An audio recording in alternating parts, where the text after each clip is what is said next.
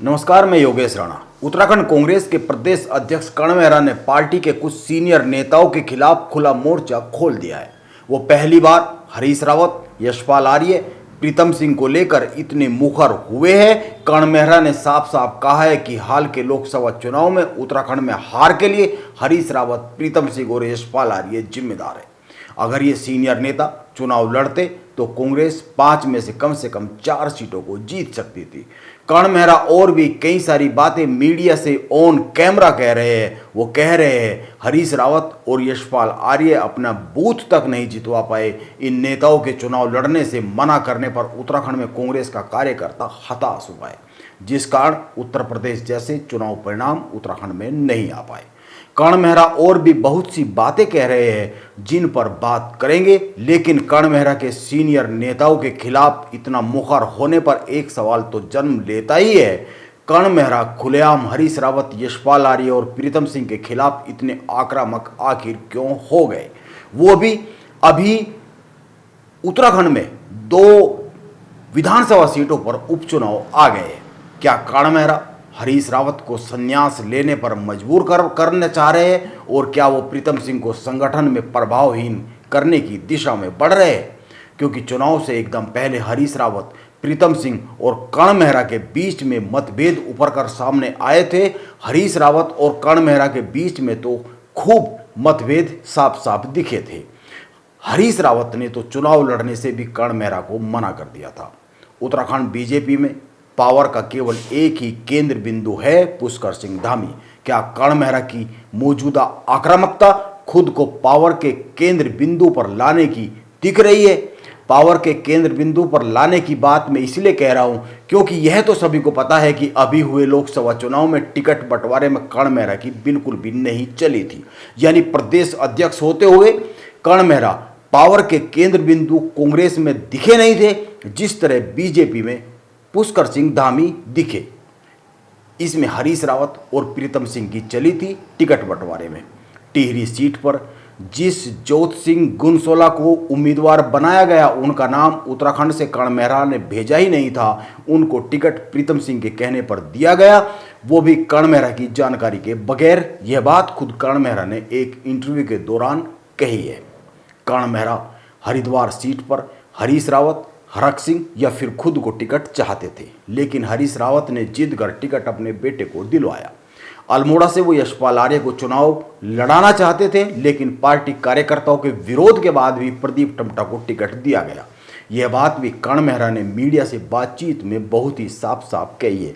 यानी साफ सी बात है, कर्ण मेहरा चाहते हैं बीजेपी की तरह कांग्रेस में भी पावर का केंद्र बिंदु एक ही जगह पर रहे, लेकिन क्या यह संभव हो पाएगा उत्तराखंड कांग्रेस में?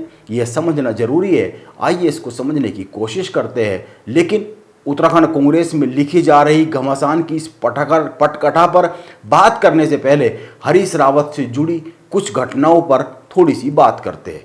करीब 4 घटनाओं पर तो कर ही लेते हैं। पहली घटना, अभी लोकसभा चुनाव में हरीश रावत ने जिद कर हरिद्वार से अपने बेटे वीरेंद्र रावत को टिकट दिलवाया।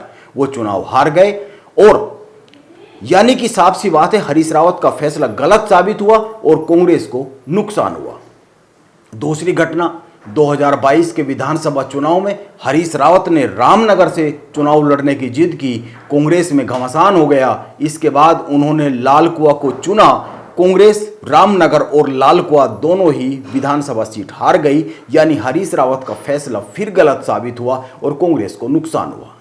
तीसरी घटना, 2017 का विधानसभा चुनाव था। हरीश रावत ने जिद की और 2 सीटों किच्छा और हरिद्वार ग्रामीण से चुनाव लड़ लिया। वो दोनों ही सीटों पर हार गए। यानी हरीश रावत का फैसला गलत साबित हुआ और कांग्रेस के हाथ से उत्तराखंड की सत्ता ही चली गई। अब चौथी घटना, 2019 में कांग्रेस पार्टी हरीश रावत को हरिद्वार से लोकसभा का चुनाव लड़ाना चाहती थी। उनकी यह इच्छा भी थी, लेकिन वो अपने कुछ दोस्तों के कहने में आ गए और नैनीताल उधम सिंह नगर लोकसभा सीट पर पहुंच गए। हरीश रावत वहां से चुनाव हार गए। यानी हरीश रावत का फैसला गलत साबित हुआ और कांग्रेस को राजनीतिक हानि हुई।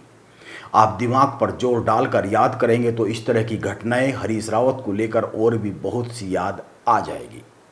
उत्तराखंड में कांग्रेस के सबसे सीनियर नेता हरीश रावत 76 साल के हो गए हैं। वो अक्सर दावा करते हैं वो उत्तराखंड में कांग्रेस के उत्थान और उत्तराखंडियत के लिए सालों से लड़ रहे हैं, लेकिन इसके विपरीत कांग्रेस में ऐसा कहने वालों की कोई कमी नहीं है कि हरीश रावत के कारण पिछले 10 साल से उत्तराखंड में कांग्रेस को लगातार नुकसान हो रहा है।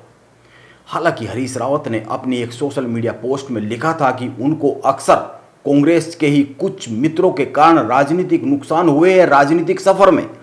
पिछले कुछ सालों में उत्तराखंड में हरीश रावत कांग्रेस के लिए हानिकारक साबित हुए या फिर कांग्रेस के कुछ लोग हरीश रावत के लिए हानिकारक साबित हुए, इस पर तो बहस हो सकती है, लेकिन यह साफ साफ दिख रहा है कि मौजूदा समय में कांग्रेस के प्रदेश अध्यक्ष कर्ण मेहरा बहुत ही आक्रामक है हरीश रावत, प्रीतम सिंह और यशपाल आर्य को लेकर। कर्ण मेहरा ने उत्तराखंड में कांग्रेस की हार के 2 बड़े कारण गिनाए हैं। पहला, कर्ण मेहरा का कहना है हम उत्तराखंड में चुनाव इसलिए हारे क्योंकि सीनियर नेताओं ने साथ नहीं दिया। उनका कहना है हम चाहते थे सीनियर नेता चुनाव लड़े, इन नेताओं ने चुनाव लड़ने से मना कर दिया।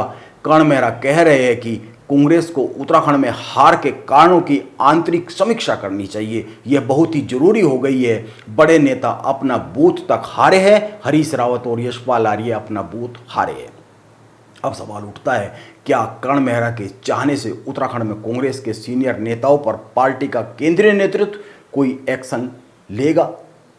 कर्ण मेहरा के हिसाब से कांग्रेस की हार का कारण बने हैं सीनियर नेता। कर्ण मेहरा तो यहां तक कह रहे हैं कि 2022 में विधानसभा चुनाव क्यों हारे थे इसकी भी समीक्षा होनी चाहिए। उनका कहना है हार के कारणों की समीक्षा के दौरान मैं अपनी बातें खुलकर सामने रखूंगा, सबूत भी पेश करूंगा, मैं चुप नहीं रहूंगा।